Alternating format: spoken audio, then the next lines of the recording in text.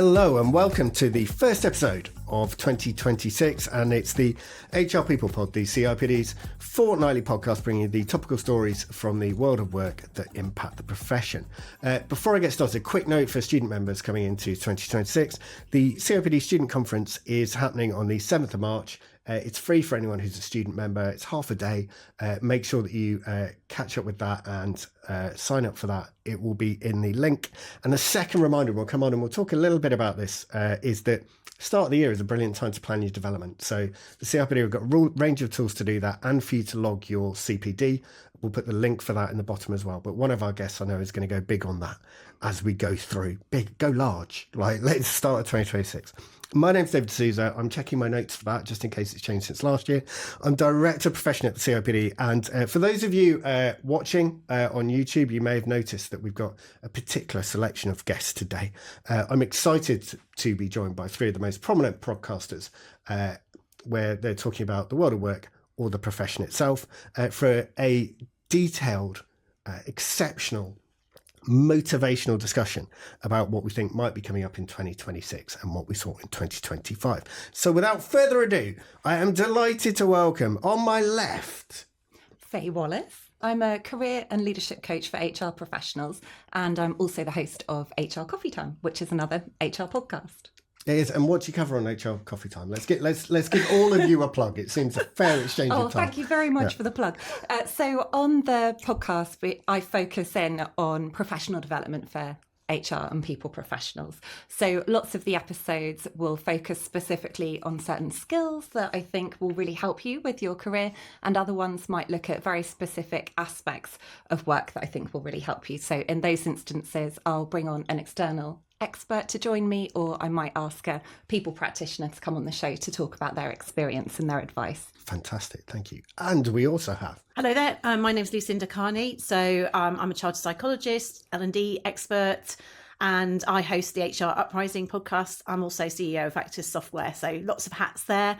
On the HR Uprising podcast, my kind of ethos is really about helping HR professionals rise up and make a difference in their businesses or organisations, and that tends to mean we have quite an OD focus in there, or also sort of people management and people capability focus. Fantastic, thank you very much. And completing the group, and second time appearance for you. Returning guest, thank you very much. I'm Bruce Daisley. I used to have a career in technology companies, big technology companies, working for Twitter before that guy. And I now sort of podcast and write about workplace culture. So I do a newsletter called Make Work Better and a podcast called Eat, Sleep, Work, Repeat, which isn't fully HR. It's sort of more about workplace culture, workplace dynamics, really. Yeah, and we'll touch on that as we go. So I think we'll talk about the landscape of what's happening as well through we go. So as we come into the year, economic forecasts aren't particularly cheery. It's a tough labour market, and that's for people in the profession and more broadly.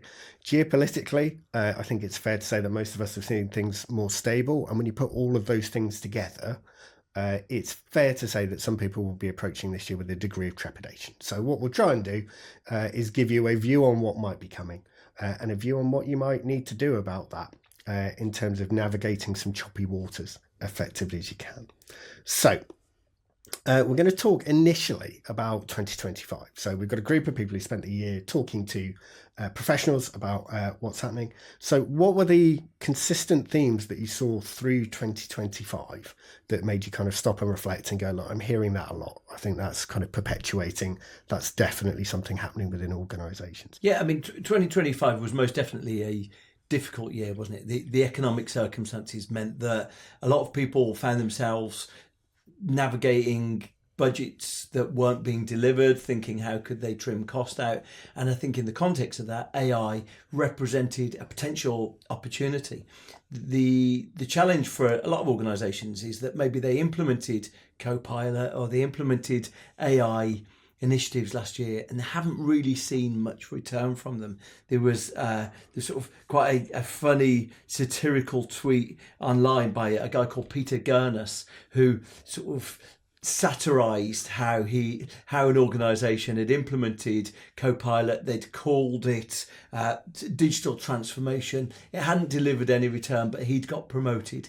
And I think the satirization of that, I think, effectively illustrated what a lot of organizations did last year, maybe this year is the year that there's a bit more attempt to try and get a productivity uplift from that. So for me, 2025 was a difficult year filled with pessimism.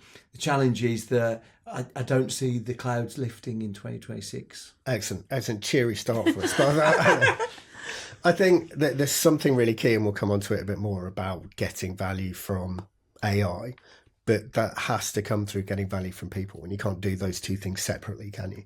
So we built the capability on the tech side, but actually if people aren't making any use of it, doesn't change anything, just sits in the corner of your desktop.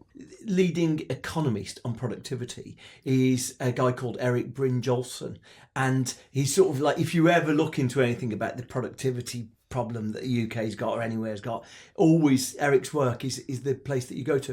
And he did a really good interview this week actually, where he talked about the challenge of AI and productivity. Firstly, it's worth noting he's a real booster on AI. He thinks from the end of this year we're going to start seeing productivity uplifts, but he said the big mistake we're making with AI right now is believing it's about substitution rather than augmentation. And he said if you were trying to replace people with AI, you're going to fail. But if you're going to use AI as a tool to enhance those people and effectively train them to get value from it, then there's bounty to be lifted. And I think that's a really important understanding. I found myself in this sort of Mobius strip interaction with an organisation this week where I was emailing them and it was pretty clear that AI was responding and I couldn't get out. Like, at least when you're in a call centre or you're on a sort of an online chat, you can start saying, give me a real person. And at some point you were broken out of it. And I think that's an illustration. When we're just trying to replace people with AI, I think that's where we're in this sort of struggle that it doesn't seem to be yielding anything. If we're using it, I think certainly I use AI every day to either enhance what I'm doing or research something. If you use it as a tool, there seems to be value to be had. So if you're a person listening to this podcast, that's excellent news. If you're a LLM, your time is not quite yet now.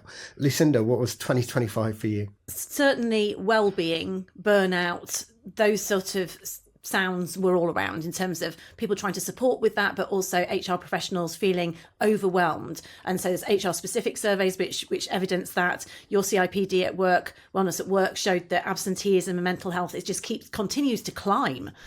So that's something that HR has got to deal with, because we look at HR to try and support people in those circumstances. Some individual research that I carried out showed that HR were also really feeling that managers didn't have the capability to manage these things. And I suppose when we put that together, we can look at it pessimistically or optimistically in terms of AI, because if we're bringing something like AI in and we want to maximise it, that's something that we need managers to support people to use it to augment their productivity, to prioritise, to be better at those things. And that skill set is something that if HR can enable line managers to enable their people, then hopefully we could get somewhere. But right now we're in this transition stage where there's real danger of burnout and people are finding it tough. It's quite interesting drawing those two things together. So one of the things we saw in our last labour market outlook was an increased number of organisations actually looking to use AI to substitute. So saying we can't afford to hire, so we're going to attempt to use technology to plug that problem. That places a greater reliance on the people who are there. Yeah. And that's a reliance in two ways. That's a reliance on them to understand that technology and apply it effectively, but also it's just more work. And it's pushing it up the chain. So, and we already know that my middle managers are not doing all that we want them to do to stop HR from having to step in to enable their people to be highly productive and to prioritise their work. So if they've then got to get their heads around AI and haven't got that yet, then it's actually increasing the problem rather than improving it. Indeed. If they can't navigate that, you're stuck. You've got fewer people, more overwhelmed people, less performance. Yeah. Fay, coming to you. After years and years and years of there being a lot of talk about HR needing to become more influential and more strategic, I really think that that's happening. And that is shown by the fact that there are now so many more chief people officers, more chief HR officers, chief HR resources officers, that there are more HR directors, that more and more organisations are looking to have someone who represents HR and people in the most senior leadership team that they have within their organisation. And I think initially, a few years ago, it tended to be larger organisations that were moving in that direction. But now actually even really small organisations are getting that benefit. And that is because there's also been a rise of the fractional chief people officer. And for anyone listening who might not have come across the term fractional before, I had never heard of it until about 3 years ago. And then over 2025, I kept just hearing it again and again. Essentially, it means part-time. So if you're a smaller organisation and you really want to be able to tap into that expertise, then you can hire a fractional CPO who's going to come and work with you maybe 1 or 2 days a week, and then they'll support another organisation the other days, or they might be doing consultancy work. So that's my positive, that amongst all of this, yes, we are in challenging times, but actually I really do believe that HR and people professionals have got the skills and the expertise to see us through these challenging times and to make work better. That was cheery. What do you think's kind of led to that shift?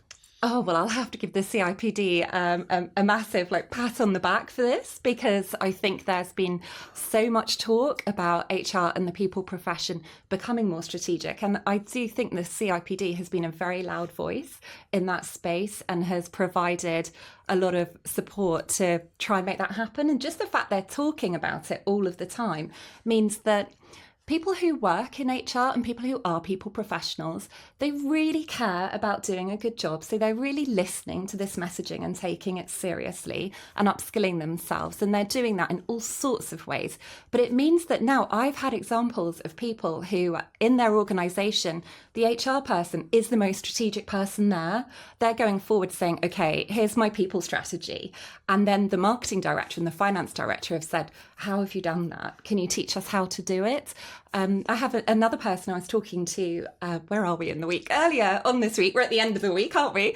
At the beginning of the week. And they were saying how tough it is that their organisation doesn't have a strategy at all. And I said to them, well, you've got the skills and the expertise to be sitting down with everyone and saying, we need one and this is how we can do it. Fantastic. And just, you touched a lot on people upskilling there.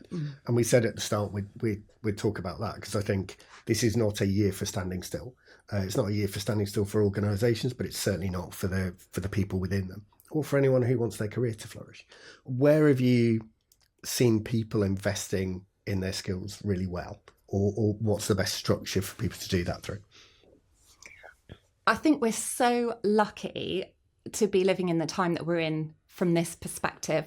If I think back to my early or mid-career when I was a HR practitioner, if you wanted to upskill or get training, you had to commit to a really expensive course and you had to commit to formal education. What is phenomenal now is not only have you got all these TED Talks that you can watch if you're interested, you've got books that you can read. You can read Bruce's book, which is fantastic. You can read Lucinda's books. Actually, sorry, Bruce has got 2 books. You can read either of his books. I like the fact you're now plugging each other rather than just yourself. I nearly brought them to ask them to autograph them, and I thought that might be a step too far. You can listen to podcasts like this one. You can also, what has been really exciting is seeing how many online HR communities and actually in-person HR communities have sprung up. And I've seen they've been a phenomenal support of people exchanging ideas, coming to each other with questions and helping each other. And I often think, oh my goodness, I wonder how much easier my job would have been or my jobs would have been when I worked in HR if I'd had access to those sorts of resources and communities. And of course, people are also using professional qualifications to upskill as well. And I mentioned it at the start, but genuinely, if you're a CIPD member, you would be surprised, which is a bit disappointing, but I hope that becomes less true during the year. You'd be surprised of all the things that we have to support you, including please do go and log your CPD, reflect on where you've been building your capability and reflect on where you still need to build it further, and all the sources of support you can get. So if that's what was happening in 2025, I'm going to move on now to 2026. And we'll deal with that in as light and cheerful a manner as we can, given everything we said about economic outlook and kind of challenges for the profession. So looking ahead, and Lucinda, I'm going to come to you first on this one. What do you see as the biggest opportunity or priority for the profession? And then we'll come on all together once everyone's had a go at that to what can professionals not afford to, what can professionals ill afford to ignore? So what do you think is the biggie for this year? The year of potentially work redesign or job redesign, helping people to think about how they can be more productive. And everything Fay was saying there resonated. And it's interesting, if you go into an organisation, and we always say, so for someone to not be stressed, you need to feel that you can manage your workload, and you need to know that you've got purpose in your workload and why you're doing it. And if you're in an organisation where there is no business strategy, I mean, we all know that you're more motivated if you've got clear objectives, but how do you set clear objectives if you don't know where the business is going? So that's something that, I've advocated. That's not new. That sort of thing's been going since the 60s. But now in this environment where there is potential for AI to help people to be more productive, but you've got to know where you're going and why, and in order to decide which direction. And if you can then do that, it's being able to choose what to focus on within your organisation or within your workload. And people don't necessarily feel empowered in that way. Going back to my point earlier about line management capability, if HR could help organisations be more productive by teaching managers how to support people in terms of thinking in an autonomous way about how to, what are their priorities, what you can say no to. The reality is most of us have got more work than we can do. So what do you say no to? It's okay, right? And I think we have to get to that point of maturity where people can do that. So if HR can be enablers of that kind of behaviour change, that sort of autonomy, I think people will have greater satisfaction. You're going to then affect these sort of absenteeism and the stress and the burnout from an organic way. It's all very well training people to be recognising well-being. That's not going to do it. It's actually helping people address the root cause. So I'd love to see HR, in terms of a strategic way of affecting well-being, is teaching managers how to work with their direct reports or their people to think about what really are the priorities in line with the business, feel empowered, manage your own stress levels in that way, and then it's better all round for everybody. So high levels of alignment, high levels of understanding of what makes high-performing teams, and good job structures and design. Yes, and being able to do it rather than going and painting, this is your job description. It's going, what's really important now? Because everything changes so quickly. I mean, what's a priority this week might be different, and we have to be able to ebb and flow and reprioritise, and businesses need to be open to that as well. You might have to be flexible about deadlines, about what's achievable and things like that. Yeah, I was reading a really interesting piece by a chap called John Cutler. He does a lot on product design, product management. He was talking about the fact that organisations talk about being able to rapidly shift priorities from one space to another, but you don't do job design at the same time. You just assume that the same units of work and people doing the same things, but on a different thing, will be the kind of alchemy the organisation needs. So I think that notion of kind of almost rapid job design, nuancing, job crafting, will be a really key one during the year. Yeah, I'm really taken with what Lucinda said there. I think a really interesting thing you observe when you go into organisations is that quite often managers maybe aren't given a lot of training, and we know the CIPD research says that 72% of managers are accidental managers, but a lot of managers don't feel any sense of agency over the way that their team do work or the way that they do work. I saw in the US, but I saw the chief exec of Southwest Airlines this week made the statement saying he'd realised finally, latterly, meetings aren't work. And so he was now keeping his Wednesday, Thursday and Friday afternoons free to not have meetings.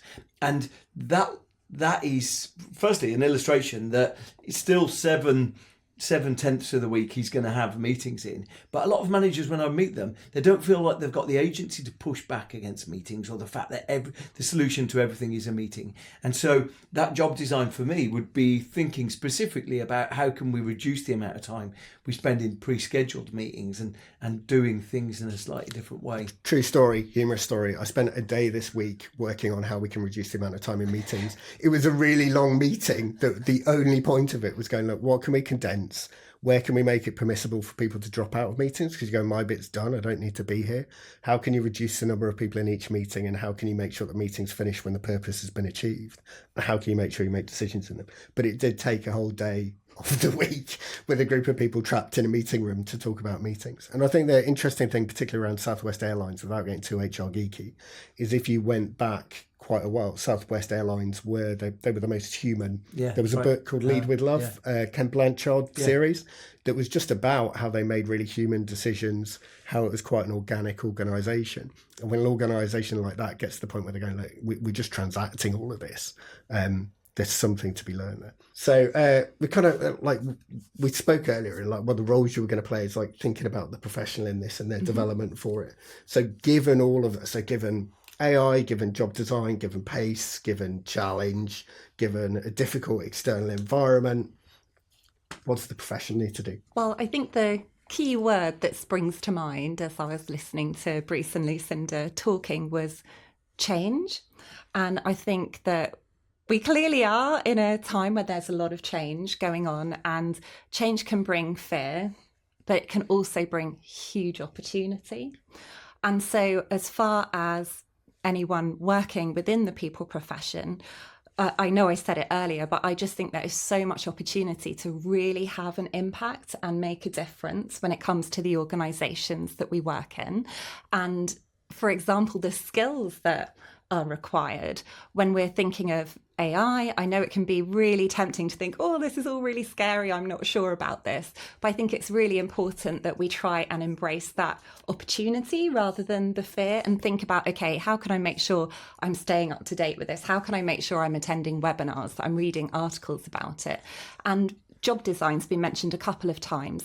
That's one skill that I've noticed, and actually I checked as well on the CIPD website, it's one that's acknowledged, tends to be a skill that many HR professionals don't have, those OD skills specifically around job design. So I think that's a massive opportunity at the moment for anyone who's thinking, I want to make sure I'm staying current, I want to make sure I'm being as valuable and supportive as possible, I want to make sure I'm as employable as possible. Then I would 100% say go and look at developing those skills, as well as staying on top of all of the AI changes.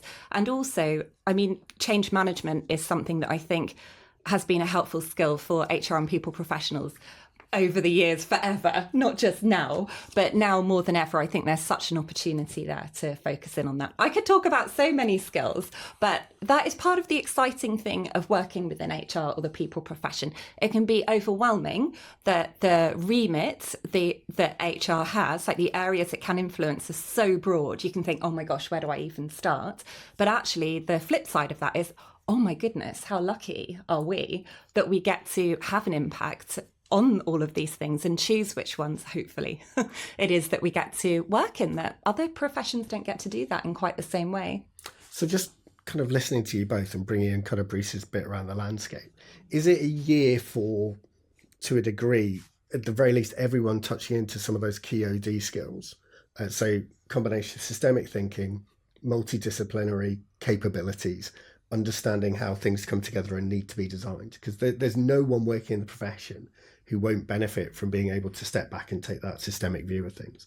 And so when you were talking about, you talked about job design there, but you also talked about change management. One of the disciplines that's historically kind of been a cornerstone on has been OD, organisational design and development, however you kind of want to frame it. Do you see that as being a kind of key skill people need to acquire this year if they don't have it? I think so, yes. I mean, to the point that I've been looking at different OD qualifications and courses to take for myself. I have a master's in HR, and as part of my dissertation, I explored change management. So although I know quite a lot about change management, it's a constantly evolving discipline, and theories around it. It changes all the time, yeah. Like almost unmanageably. It changes. But there are there are loads of other aspects of OD that I could learn so much more about. And I'm in a privileged position where I get to interview people on a huge range of topics. And I love listening to podcasts. I've listened to loads of episodes that are OD focused. But I have got to the point of thinking, I can really see this is so valuable. I think that this is something I personally want to upskill in as well. That's how important I believe it is. Okay, so that sounds like a kind of critical piece for this year as well. Bruce, I'm going to come to you first because like we kind of talked about broader kind of world of work. What's one prediction that you would utterly back for 2026? So like you go like, this is going to happen. And I'll give myself a get out on this, but I won't give anyone else. All right. So, and the thing about predictions is like, no, we will not come back in a year's time and go, was it right or not? But if you went like 2026 is going to be a year where this happens, and I'm really sure that happens, and therefore organisations need to organise their resources and their thinking around it, what would it be? Gosh, look, I think the predictions are that the economy will start picking up by the end of the year, and so like I would say the other way of looking at that is the most of the year is going to be tough. It's not necessarily a prediction, but a state of what's happening right now. One of the things that I think we're witnessing right now in the moment we're in is that the job market in particular is a reflection of the economy being bad, but the candidate experience for jobs is especially bad. There was something that I saw LinkedIn release some data last week that said that the amount of applicants for jobs had doubled in the last 4 years, largely because it's become easier. Most online applications now would just click a button to reply, and 80% of candidates feel unqualified to be able to deal with the contemporary job market. So I suspect, part of that data said that half of all of the job market are looking for a new role, not necessarily a new company, but a new role this year. And the experience of finding those jobs is going to be harder. So I suspect we're going to find the ripple effect of that is that if people are unhappy with their jobs, they don't know how to navigate changing jobs, we're going to find there's a rise in workplace discontent where people feel trapped in a job they're not necessarily enjoying. That might be expressed then in workplace discontent or workplace demotivation. I think we've already witnessed that. Sort of workplace culture feels less cohesive, but I suspect that trend will increase. There's something really interesting, isn't there, which is that the more friction is removed from the job application process, which you would think on the surface would sound a good thing, the harder it can be to find a job. Because what you do is you essentially remove any of the traditional barriers to people needing to care enough to apply for something. And it works on the flip side as well. If you're a candidate, if all someone needs to do to decline you is press a button rather than have a conversation with you, set some context around that. And indeed, if they're forced into that because there's so many candidates, that system appears entirely broken. It does. There's something else about algorithmic choice as well, though. I used to work at a place a while ago, but one of the recruiters, so overwhelmed with the amount of, in those days, paper CVs arriving, she decided to apply her own algorithm. And it was, she removed any CVs of people whose names were hard to pronounce. She thought it'd just be a hard burden in the workplace to have people you couldn't say their name. Now, I'm sure it was well-intentioned by her, but there might be some accidental implications for diversity that happened through that. But those algorithmic sort of filters right now, meaning that workplaces are seeking an idealised candidate. Whereas, depending on where you are in this sort of the hierarchy of work, you maybe have become comfortable with the fact that we can never get our dream candidate, but we get interesting candidates to come and work here. Algorithmic choice means that that's being removed, that effectively people are finding they're being rejected from jobs for reasons they can't even pin down. They say 1% of job applicants get through the process because there's so many applications now, and you're being rejected for jobs. You never fully know what is it about me that everyone is finding disagreeable. And I think that's why it's become a little bit dystopian, that applying for jobs has never been easier, being rejected has never been easier, and yet we're in this sort of gap where no one can quite work out the reason why they're not finding success. Doesn't sound positive, does it? I mean, you were supposed to be bringing some cheer to that, Bruce. Fay, if I come to you, so we'll just kind of makes sense to kind of port straight over. Is that what you see is happening? Like, if we think about careers in the profession, is it going to be a tough year for them? If it's going to be a tough year, what do people need to do?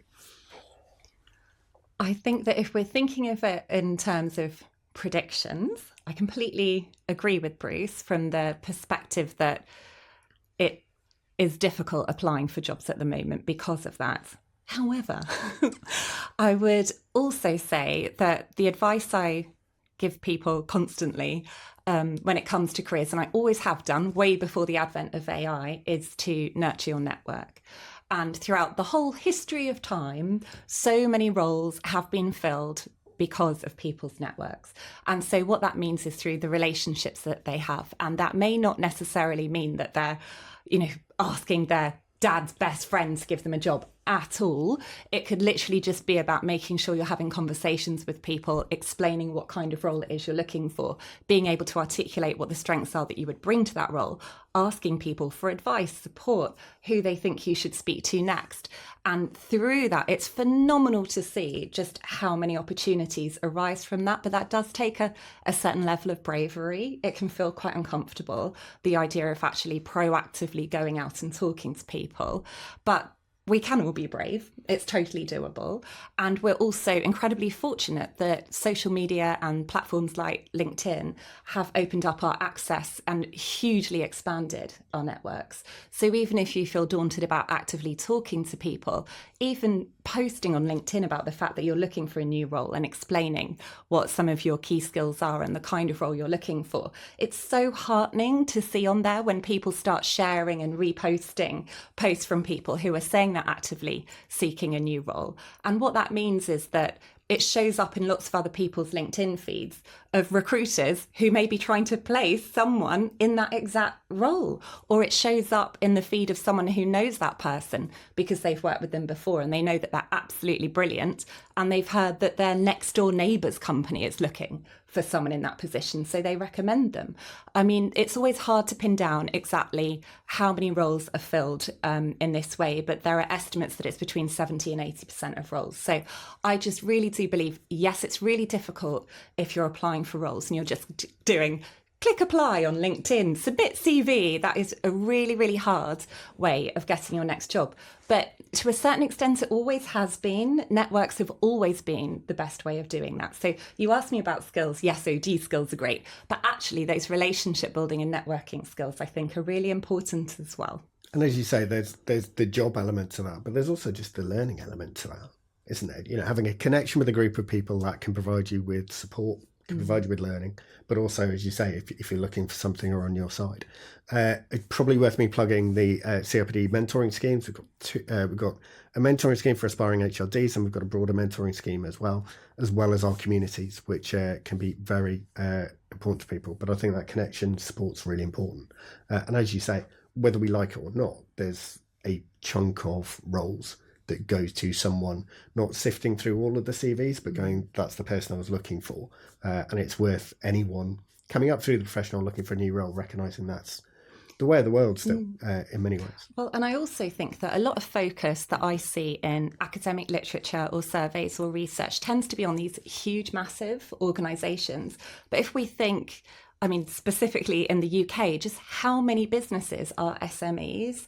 And I think for SMEs in particular, you're less likely to hit that nightmare wall of just interacting with an AI agent. And the fact is that you're far more likely to be able to actually start talking to people and finding out about roles, and there's a lot more opportunity there. It doesn't mean that there aren't opportunities in the larger organisations as well, but they do tend to have those really structured systems in place that can be harder. It's that whole thing of like, computer says no to your CV and you've no idea why. Whereas actually, when it comes to SMEs, I think it's a lot easier to find out what's going on and to get yourself in front of that person. Lucinda, we've been building up to you for the closer. Pressure. Well, bringing it together for me is looking forwards, your predictions piece. The businesses, the individuals that will be most successful are the ones that remember that they're humans. And in an AI world, being a human is a differentiator now. And, when we were talking about change earlier, well, transformation, do we want to? OD feels like you're doing something. It's very at an arm's length. But actually, change is all about how people respond to change. Change in an organisation makes or breaks by the culture and the people and the relationships. So in every organisation, the most successful organisations, the ones which will retain people, and it is that adage of engagement, but it's about doing it in a slightly different way. It's remembering that as an HR professional, we're human, we're unique, bringing that uniqueness to it. Managers bringing their uniqueness and understanding the uniqueness of the people that work for them and tapping into that in a sincere, authentic way is going to help them be their best they are. It's going to make them more fulfilled at work, and it's going to build better organisations that are more successful. So it is not forgetting in this AI world, in this OD and all these sort of arm's length type jargon terms, that actually it's all about people and it's all about common sense and networking and all these sort of things, people by people. And if we remember that, then we're going to be happier and we're going to be more successful. Excellent. Thank you. Peter, it's all about the people is a good place to end. I think it's worth pointing out, because you made a really nice link there between performance and all of that activity. This is going to be a difficult and challenging year commercially for many organisations. The profession and professionals will come under challenge. Start with what the business is trying to achieve and show the part that you can play in it. We did a recent evidence review with the Centre for Evidence-Based Management around the value of HR practices. Guess what? They do make a difference to performance. And guess what? If you have bundles of them rather than individual initiatives, to go back to that systemic piece, they make an even more pronounced and clearer difference. The work you do, if you're listening to this, does make a difference, but don't sell that work. Sell solutions to problems that organisations have. And that means actually the more the pressure on the organisation's under, the more value you can add to it. And if we do that, it's possible, I think, for us all to weather what might be quite a challenging year. And I think there's definitely some topics here which have been raised by our guests, which we'll come back and we'll touch on during the year as well. There's some really important stuff around the candidate experience. There's some really important things, I think, around job design. And I think making sure that people are investing in their own development when time's under pressure. It's an absolutely critical one as well. So just before we go, I would like to thank our ghosts. I'd like to thank our ghosts. That's what I'd like to do. If you're listening to this, we've slight paranormal shift. I'd like to thank our guests, Fay, Bruce and Lucinda. We will put links to their podcasts within the notes for this show as well. So if you'd like to sign up for that and get your kind of injections of intelligent listening elsewhere, then please do so. Other than that, we hope you have an absolutely stonking start to the year. Thank you very much for your time today. It's been brilliant. Thank you. This has been the HR People Pod.